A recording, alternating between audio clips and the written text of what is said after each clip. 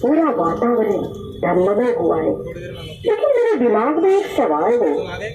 Doctor बाबा साहब अम्बेडकर जी ने हिंदू धर्म का त्याग करके बौद्ध धर्म का अंगीकार करने का क्यों सोचा होगा?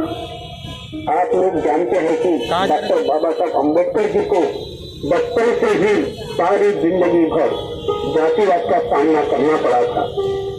जैसा देखा जाए तो उस समय डॉक्टर बाबा साहब अम्बेडकर जैसा विद्वान भारत में होगा ऐसा नहीं लगता। उन्होंने MA, PhD, BSc, LLD, 12 law जैसी 32 डिग्रियां हासिल की थी।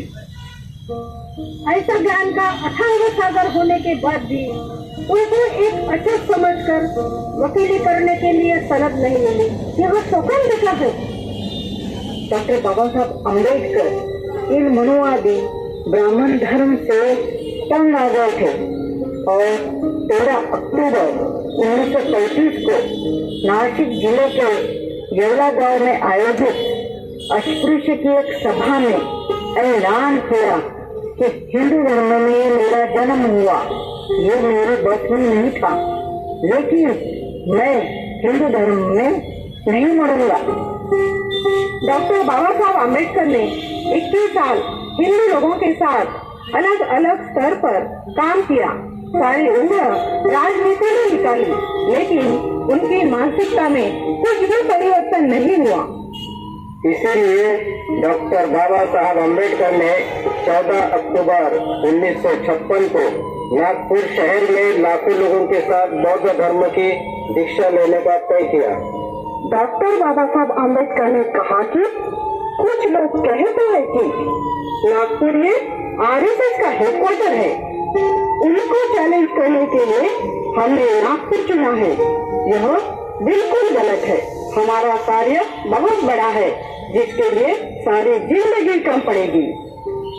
डॉक्टर बाबा साहब कहते हैं कि भारत में बौद्ध धर्म का प्रचार करने वाले नाग लोग हैं। नाग लोग आर्य लोगों के शत्रु थे। आर्य ने नाग लोगों को जलाने का इतिहास है। गौतम बुद्ध का धम्म नाग लोगों ने सारे भारत भर में फैलाया। उनका निवास नागपुर और पड़ोस के गांव में था, इसलिए इस शहर को नागपुर यानी नाग लोगों का गांव कहते हैं। ये सब का इतिहास ध्यान में रखकर डॉक्टर बाबा साहब अम्बेडकर जी ने धर्मांतर के लिए नागपुर शहर का चयन किया। डॉक्टर बाबा साहेब अम्बेडकर जी ने बौद्ध धर्म क्यों अपनाया? डॉक्टर बाबा साहब अम्बेडकर कोलंबिया विश्वविद्यालय इंग्लैंड में पढ़े थे। वहाँ उन्होंने सभी धर्मों का अध्ययन किया था। सबसे अच्छा धर्म उनको बुद्ध धर्म लगा, जहाँ समानता, न्याय, स्वातंत्र और बंधुता है। कई महीनों से डॉक्टर बाबा साहब अम्बेडकर के मार्गदर्शन से एक समिति बनाई है। वह भारतीय बौद्ध जन समिति है। डॉक्टर बाबा साहब अम्बेडकर उसके अध्यक्ष है और वामनराव गोडबोले सचिव है और भी कुछ लोग सदस्य है। समिति ने नागपुर शहर के प्राइमरी स्कूल में बाहर गांव से आने वाले लोगों की रहने की सुविधा की है। समता सैनिक दल के सेवक सुरक्षा की जिम्मेदारी निभा रहे हैं। अरे बाप रे, यहाँ तो पाँव रखने की जगह नहीं है। फिर भी सारे शहर में लोग कतार से चल रहे थे और बुद्धं शरणं गच्छामि, धम्मं शरणं गच्छामि, संघं शरणं गच्छामि, ऐसी गूंज उठी थी।